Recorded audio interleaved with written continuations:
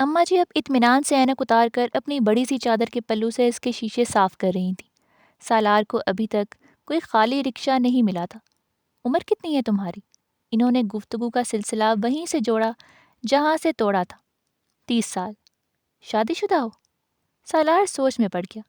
وہ ہاں کہنا چاہتا تھا، مگر اس کا خیال تھا کہ ہاں کی صورت میں سوالات کا سلسلہ مزید دراز ہو جائے گا، اس لیے بہتر یہی تھا کہ انکار کر دے، اور اس کا یہ اندازہ اس دن کی سب سے فاش غلطی ثابت ہو۔ نہیں، شادی کیوں نہیں کی؟ بس ایسے ہی، خیال نہیں آیا۔ اس نے جھوٹ بولا۔ اچھا۔ کچھ دیر خاموشی رہی۔ سالار دعائیں کرتا رہا کہ اسے رکشہ جلدی مل جائے، اسے دیر ہو رہی تھی۔ کیا کرتے ہو تم؟ میں بینک میں کام کرتا ہوں۔ کیا کام کرتے ہو؟ سالار نے اپنا عہدہ بتایا۔ اسے اندازہ تھا کہ اماں جی کے اوپر سے گزرے گا، مگر وہ اس وقت ہکا بکا رہ گیا جب انہوں نے بڑے اطمینان سے کہا، یہ افسر ہوتا ہے نا؟ وہ بے اختیار ہنسا۔ اس سے زیادہ اچھی وضاحت کوئی اس کے کام کی نہیں کر سکتا تھا۔ جی اماں جی، افسر ہوتا ہے۔ وہ محظوظ ہوا۔ کتنا پڑھے ہو تم؟ 16 جماعتیں۔ اس بار سالار نے اماں جی کے فارمولے کے مطابق اپنی تعلیم کو آسان لفظوں میں پیش کیا۔ اماں جی کا جواب اس بار بھی حیران کن تھا۔ یہ کیا بات ہوئی، 16 جماعتیں؟ MBA کیا ہے یا MA اکنامکس؟ سالار نے بے اختیار پلٹ کر اماں جی کو دیکھا۔ وہ اپنی اینک کے شیشوں سے اسے گھور رہی تھیں۔ اماں جی، آپ کو پتہ ہے MBA کیا ہوتا ہے یا MA اکنامکس کیا ہوتا ہے؟ وہ واقعی حیران تھا۔ لو، مجھے نہیں پتا ہوگا۔ میرے بڑے بیٹے نے MA اکنامکس کیا ادھر پاکستان سے، پھر انگلینڈ جا کر اس نے MBA کیا۔ وہ بھی بینک میں ہی کام کرتا ہے، مگر ادھر انگلینڈ میں۔ اسی کا تو بیٹا ہوا ہے۔ سالار نے گہری سانس لیتے ہوئے گردن واپس موڑ لی۔ تو پھر تم نے بتایا نہیں؟ کیا؟ سالار نے فوری طور پر یاد نہ آنے پر ان سے پوچھا۔ اپنی تعلیم کے بارے میں نے MBA کیا ہے۔ کہاں سے؟ امریکہ سے۔ اچھا۔ ماں باپ ہیں تمہارے؟ جی۔ کتنے بہن بھائی ہیں؟ سوالات کا سلسلہ دراز ہوتا جا رہا تھا۔ 5۔ سالار کو کوئی جائے فرار نظر نہیں آ رہا تھا۔ کتنی بہنیں اور کتنے بھائی؟ 1 بہن اور 4 بھائی۔ شادیاں کتنوں کی ہو گئیں؟ میرے علاوہ سب کی۔ تم سب سے چھوٹے ہو؟ نہیں، چوتھے نمبر پر ہوں۔ ایک بھائی چھوٹا ہے۔ سالار کو اب پہلی بار اپنے سوشل ورک پر پچھتاوا ہونے لگا۔ اس کی بھی شادی ہو گئی؟ جی۔ تو پھر تم نے شادی کیوں نہیں کی؟ کوئی محبت کا چکر ہے؟ اس بار سالار کے پیروں کے نیچے سے حقیقت میں زمین کھسک گئی۔ وہ ان کی قیافہ شناسی کا قائل ہونے لگا۔ اماں جی، رکشہ تو نہیں مل رہا، آپ مجھے ایڈریس بتائیں، میں آپ کو خود چھوڑاتا ہوں۔ سالار نے ان کے سوال کا جواب گول کر دیا۔ دیر تو اسے بھی ہو چکی تھی، اور رکشے کا بھی کہیں نام و نشان نہیں تھا، اور وہ اس بوڑھی خاتون کو کہیں سڑک پر بھی کھڑا نہیں کر سکتا تھا۔ اماں جی نے اسے بتانا شروع کیا۔ سالار کی سمجھ میں کچھ نہیں آیا۔ ایک چوک میں کھڑے ٹریفک کانسٹیبل کو اس نے وہ پتہ دہرا کر مدد کرنے کے لیے کہا۔ کانسٹیبل نے اسے علاقے کا راستہ سمجھا دیا۔ سالار نے دوبارہ گاڑی چلانا شروع کر دی۔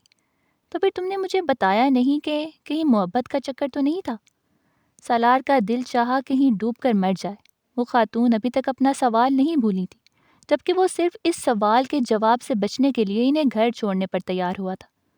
نہیں اماں جی، ایسی کوئی بات نہیں۔ اس نے اس بار سنجیدگی سے کہا۔ الحمدللہ۔ وہ اماں جی کی اس الحمدللہ کا سیاق و سباق نہیں سمجھ پایا تھا، اور اس نے اس کا تردد بھی نہیں کیا۔ اماں جی اب اس کے ماں باپ کے بارے میں کریت کریت کر معلومات حاصل کرنے کی کوشش کر رہی تھی۔ سالار واقعی مصیبت میں پھنس گیا تھا۔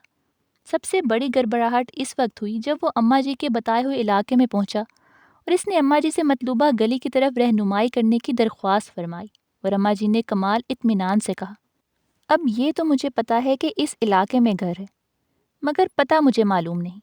وہ بھونچلا گیا۔ اماں جی، تو گھر کیسے پہنچاؤں میں آپ کو؟ پتے کے بغیر اس علاقے میں آپ کو کہاں ڈراپ کروں؟ وہ اپنے گھر پر لگا نمبر اور نام بتانے لگی۔ نہیں اماں جی، آپ مجھے گلی کا نام بتائیں۔ وہ گلی کے نام کی بجائے نشانیاں بتانے لگی۔ حلوائی کی ایک دکان ہے گلی کے کونے میں، بہت کھلی گلی ہے۔ پرویز صاحب کا گھر بھی وہیں ہے، جن کے بیٹے نے جرمنی میں شادی کی ہے پچھلے ہفتے۔ پہلی بیوی اس کی ادھر ہی ہے، ہمارے محلے میں۔ شادی کی اطلاع ملنے پر بیچاری نے رو رو کر محلہ سر پر اٹھا لیا۔ وہ نشانیاں بتاتے بتاتے کہیں اور نکل گئی۔ سالار نے سڑک کے کنارے گاڑی کھڑی کر دی۔ اماں جی، آپ کے شوہر کا کیا نام ہے؟ گھر کے بارے میں اور گلی کے بارے میں کچھ تفصیل سے بتائیں، اس طرح تو میں کبھی بھی آپ کو گھر نہیں پہنچا سکوں گا، اس نے تحمل سے کام لیتے ہوئے کہا۔ میں سیدہ اماں کے نام سے جانی جاتی ہوں۔ میاں بیچارے تو 10 سال پہلے ہی فوت ہو گئے، ان کو تو لوگ بھول بھال گئے ہوں گے۔ اور گلی کا میں تمہیں بتا رہی ہوں، بہت بڑی گلی ہے۔ 2 دن پہلے گٹر کے 2 ڈھکن لگا کر گئے، بالکل نئے، سیمنٹ سے جوڑ کر گئے، ہر ماہ کوئی نہ کوئی اتار کر لے جاتا تھا، اب بے فکری ہو گئی ہے۔ سالار نے بے اختیار گہرا سانس لیا۔ اماں جی، کیا میں کہہ کر لوگوں سے آپ کی گلی کا پوچھوں کہ گٹر کے 2 ڈھکن لگوانے والی گلی کہاں ہے؟ ایسے شخص کا نام بتائیں جسے لوگ جانتے ہوں، جو قدرے معروف ہو۔ وہ مرتضیٰ صاحب ہیں جن کے بیٹے منتظر کی ٹانگ ٹوٹ گئی تھی کل صبح۔ اماں جی، یہ کوئی تعارف نہیں ہوتا، وہ اس کی بات پر برا مان گئی۔ لو بھلا، اب کیا ہر گھر میں ٹانگ ٹوٹتی ہے کسی نہ کسی کی؟ سالار چپ چاپ گاڑی سے اتر گیا۔ آس پاس کی دکانوں سے اس نے سیدہ اماں کے بتائے ہوئے قوائف کے مطابق گلی تلاش کرنا شروع کی، مگر جلد ہی سے پتہ چل گیا کہ ان نشانیوں کے ساتھ وہ کم از کم آج کی تاریخ میں گھر نہیں ڈھونڈ سکتا۔ وہ مایوس ہو کر واپس لوٹ آیا۔ اماں جی، گھر میں فون ہے آپ کے؟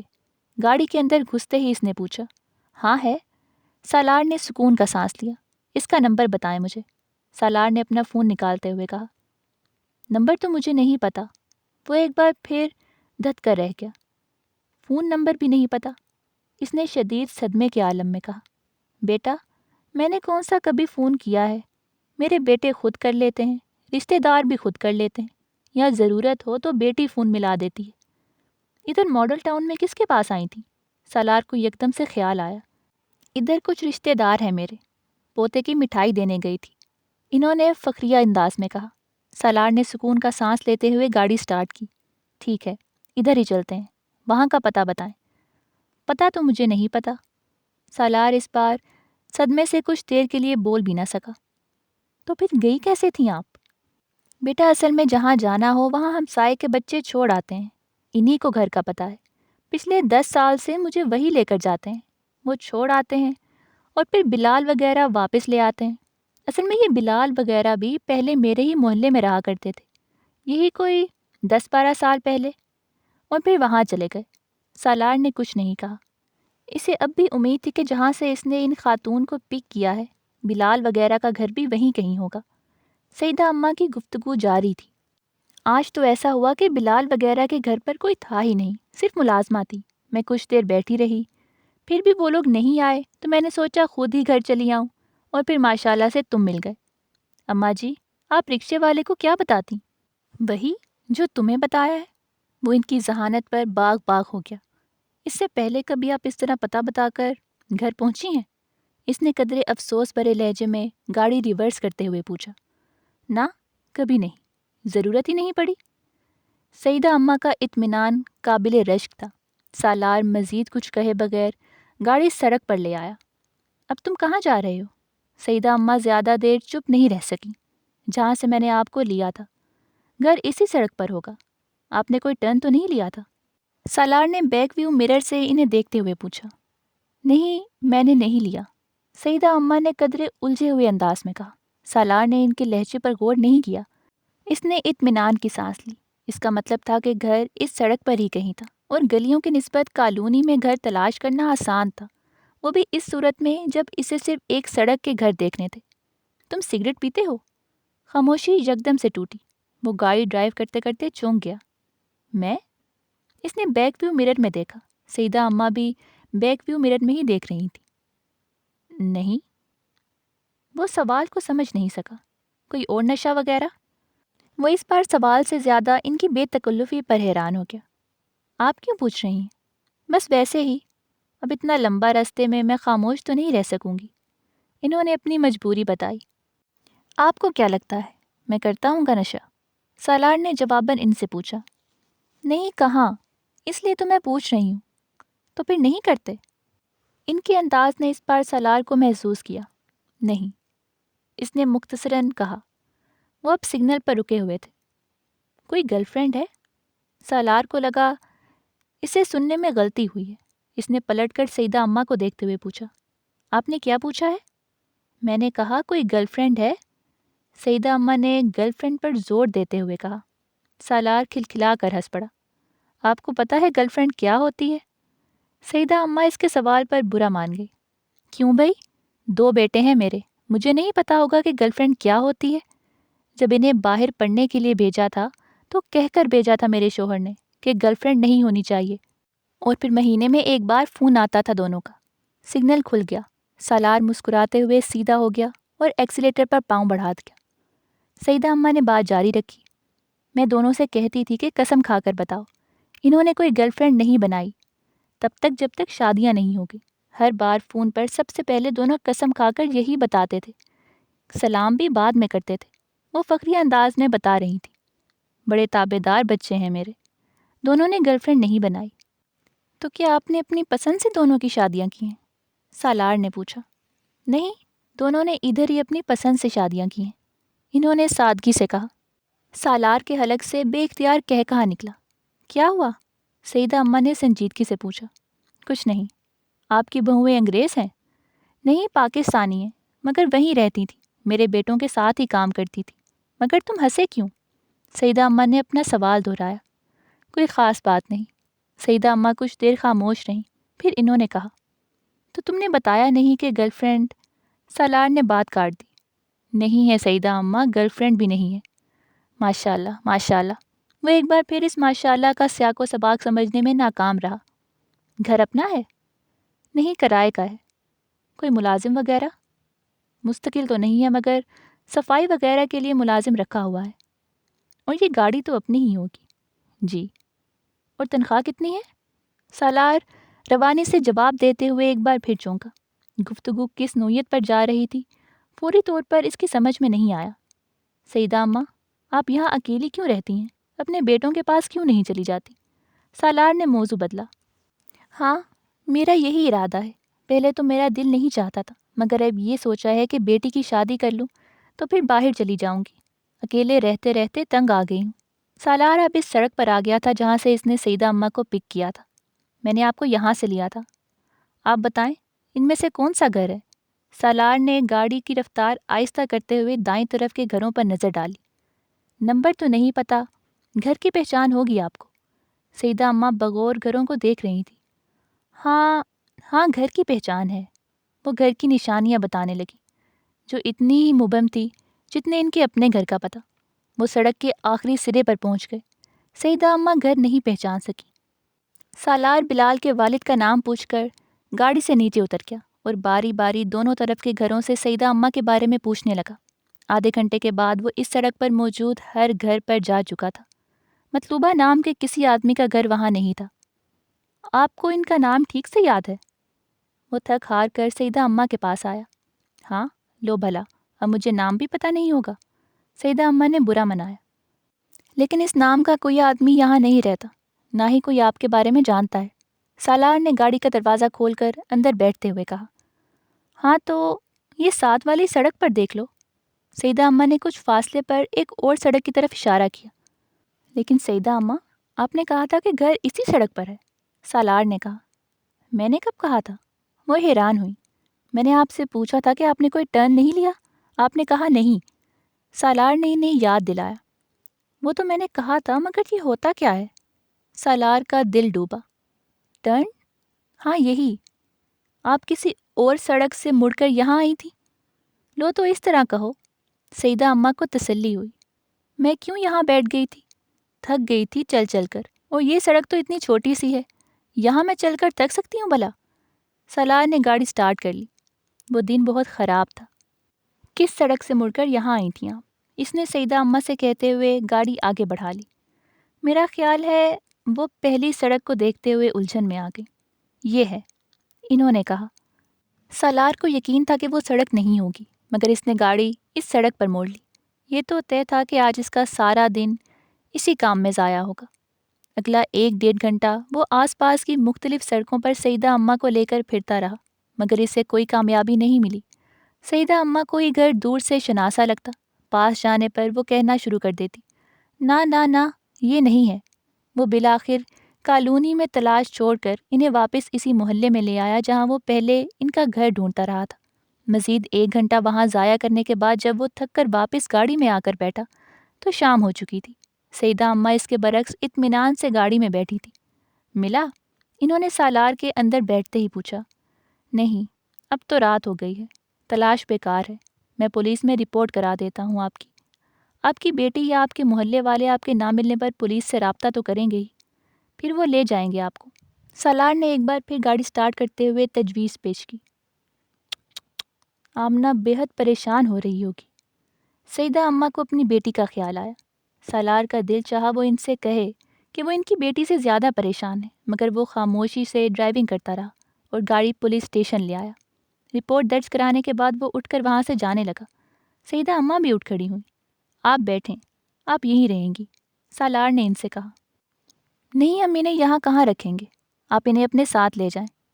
ہم سے کسی نے رابطہ کیا تو ہم انہیں آپ کا پتہ دے دیں گے، پولیس کانسٹیبل نے کہا۔ لیکن میں تو انہیں آپ کے حوالے کر دینا چاہتا ہوں۔ سالار مضطرب ہوا۔ دیکھیں، بوڑھی خاتون ہے، اگر کوئی ہم سے رابطہ نہیں کرتا تو رات ہم انہیں کہاں رکھیں گے، اور اگر کچھ دن اور گزر گئے؟ پولیس انسپکٹر کہتا گیا۔ سیدہ اماں نے اس کی بات کاٹ دی۔ نہیں، مجھے ادھر نہیں رہنا بیٹا، میں تمہارے ساتھ ہی چلوں گی، میں ادھر کہاں بیٹھوں گی مردوں میں۔ سالار نے انہیں پہلی بار گھبراتے ہوئے دیکھا۔ لیکن میں تو اکیلا رہتا ہوں، وہ کہتے کہتے رک گیا، پھر اسے فرقان کے گھر کا خیال آیا۔ اچھا ٹھیک ہے، چلیں، اس نے ایک گہرا سانس لیتے ہوئے کہا۔ باہر گاڑی میں آ کر اس نے موبائل پر فرقان سے رابطہ کیا۔ وہ انہیں فرقان کے گھر ٹھہرانا چاہتا تھا۔ فرقان ابھی ہاسپٹل میں ہی تھا۔ اس نے موبائل پر ساری صورتحال اسے بتائی۔ نوشین تو گاؤں گئی ہوئی ہے، فرقان نے اسے بتایا، مگر کوئی مسئلہ نہیں ہے، میں تھوڑی دیر میں آتا ہوں، تم انہیں اپنے فلیٹ پر لے جاؤ، پھر میں انہیں لے جاؤں گا۔ وہ کون سی کوئی نوجوان خاتون ہے کہ کوئی مسئلہ ہوگا، تم ضرورت سے زیادہ محتاط ہو رہے ہو۔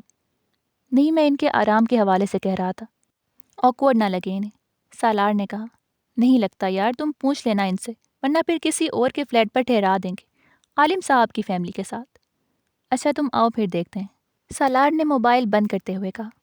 کوئی بات نہیں بیٹا، میں تمہارے پاس ہی رہ لوں گی، تم میرے بیٹے کے برابر ہو، مجھے اعتبار ہے تم پر، سیدہ اماں نے مطمئن لہجے میں کہا۔ سالار نے صرف مسکرانے پر اکتفا کیا۔ اس نے راستے میں رک کر ایک ریسٹورینٹ سے کھانا لیا۔ بھوک سے اس کا برا حال ہو رہا تھا اور یکدم اسے احساس ہوا کہ سیدہ اماں بھی دوپہر سے اس کے ساتھ کچھ کھائے پیے بغیر ہی پھر رہی ہیں۔ اسے ندامت کا احساس ہوا۔ اپنے فلیٹ کی طرف جاتے ہوئے اس نے راستے میں ایک جگہ رک کر سیدہ اماں کے ساتھ سیب کا تازہ جوس پیا۔ وہ زندگی میں پہلی بار کسی بوڑھے شخص کے ساتھ اتنا وقت گزار رہا تھا اور اسے احساس ہوا تھا کہ یہ کام آسان نہیں تھا۔ فلیٹ میں پہنچ کر وہ ابھی سیدہ اماں کے ساتھ کھانا کھا رہا تھا جب فرقان آ گیا۔ اس نے سیدہ اماں سے خود ہی اپنا تعارف کرایا اور پھر کھانا کھانے لگا۔ چند ہی منٹوں میں وہ سیدہ اماں کے ساتھ اتنی بے تکلفی کے ساتھ ٹھیک پنجابی میں گفتگو کر رہا تھا کہ سالار کو رشک آنے لگا۔ اس نے فرقان سے اچھی گفتگو کرنے والا کبھی نہیں دیکھا تھا۔ اس کے گفتگو کے انداز میں کچھ نہ کچھ ایسا ضرور تھا کہ دوسرا اپنا دل اس کے سامنے کھول کر رکھ دینے پر مجبور ہو جاتا تھا۔ اتنے سالوں کی دوستی کے باوجود فرقان کی طرح گفتگو کرنا وہ نہیں سیکھ سکا تھا۔ 10 منٹ کے بعد وہ خاموشی سے کھانا کھانے والے ایک سامع کی حیثیت اختیار کر چکا تھا، جبکہ فرقان اور سیدہ اماں مسلسل گفتگو میں مصروف تھے۔ سیدہ اماں یہ جان کر کہ فرقان ایک ڈاکٹر ہے، اسے طبی مشورے لینے میں مصروف تھیں۔ کھانے کے خاتمے تک وہ فرقان کو مجبور کر چکی تھیں کہ وہ اپنا میڈیکل باکس لا کر ان کا چیک اپ کرے۔ فرقان نے انہیں یہ نہیں بتایا کہ وہ اینکالوجسٹ ہے۔ وہ بڑی تحمل مزاجی سے اپنا بیگ لے کر آیا۔ اس نے سیدہ اماں کا بلڈ پریشر چیک کیا، پھر اسٹیتھوسکوپ سے ان کے دل کی دھڑکن کو ماپا۔ آخر میں نبض چیک کرنے کے بعد وہ انہیں یہ یقین دلانے میں کامیاب ہو گیا کہ وہ بے حد تندرست حالت میں ہے اور بلڈ پریشر اور دل کی کوئی بیماری انہیں نہیں ہے۔ سیدہ اماں ایک دم بے حد حشاش بشاش نظر آنے لگی۔ سالار ان کے درمیان ہونے والی گفتگو سنتے ہوئے کچن میں برتن دھوتا رہا۔ وہ دونوں لاؤنج کے صوفے پر بیٹھے تھے۔ پھر اسی دوران اس نے فون کی گھنٹی سنی۔ فرقان نے فون اٹھایا۔ دوسری طرف ڈاکٹر سبتے علی تھے۔ سلام دعا کے بعد انہوں نے کہا، سالار نے پولیس اسٹیشن میں کسی سیدہ نام کی خاتون کے بارے میں اطلاع دی تھی۔ فرقان حیران ہوا۔ جی وہ یہی ہے ہمارے پاس، اللہ کا شکر ہے، ڈاکٹر سبتے علی نے بے اختیار کہا۔ ہاں وہ میری عزیزہ ہیں، ہم انہیں تلاش کر رہے تھے چند گھنٹوں سے۔ پولیس سے رابطہ کیا تو سالار کا نام اور نمبر دے دیا انہوں نے۔ فرقان نے انہیں سیدہ اماں کے بارے میں بتایا اور پھر سیدہ اماں کی بات فون پر ان سے کرائی۔ سالار بھی باہر لاؤنج میں آ گیا۔ سیدہ اماں فون پر گفتگو میں مصروف تھیں۔ ڈاکٹر صاحب کی عزیزہ ہیں یہ، فرقان نے دھیمی آواز میں اس کے قریب آ کر کہا۔ ڈاکٹر سبطی علی صاحب کی؟ سالار حیران ہوا۔ ہاں، انہی کی۔ سالار نے بے اختیار اطمینان بھرا سانس لیا۔ بھائی صاحب کہہ رہے ہیں تم سے بات کرائیں، سیدہ اماں نے فرقان سے کہا۔ فرقان تیزی سے ان کی طرف بڑھا اور ریسیور لے کر کاغذ پر کچھ نوٹ کرنے لگا۔ ڈاکٹر سبطی علی اسے ایڈریس لکھوا رہے تھے۔ سیدہ اماں نے قدرے حیرانی سے لاؤنج کے دروازے میں کھڑے سالار کو دیکھا۔ تم کیا کر رہے ہو؟ ان کی نظریں سالار کے ایپرن پر جمی تھیں۔ وہ کچھ شرمندہ ہو گیا۔ میں برتن دھو رہا تھا۔ سالار واپس کچن میں آیا اور اس نے ایپرن اتار دیا۔ ویسے بھی برتن وہ تقریباً دھو چکا تھا۔ سالار، آؤ پھر انہیں چھوڑ آتے ہیں۔ اسے اپنے عقب میں فرقان کی آواز آئی۔ یہ کام بعد میں کر لینا۔ تم گاڑی کی چابی لو، میں ہاتھ دھو کر آتا ہوں، سالار نے کہا۔ اگلے 10 منٹ میں وہ نیچے سالار کی گاڑی میں تھے۔ فرقان اگلی سیٹ پر تھا اور اس کے باوجود پچھلی سیٹ پر بیٹھی سیدہ اماں سے گفتگو میں مصروف تھا۔ ساتھ ساتھ وہ سالار کو راستے کے بارے میں ہدایت بھی دیتا جا رہا تھا۔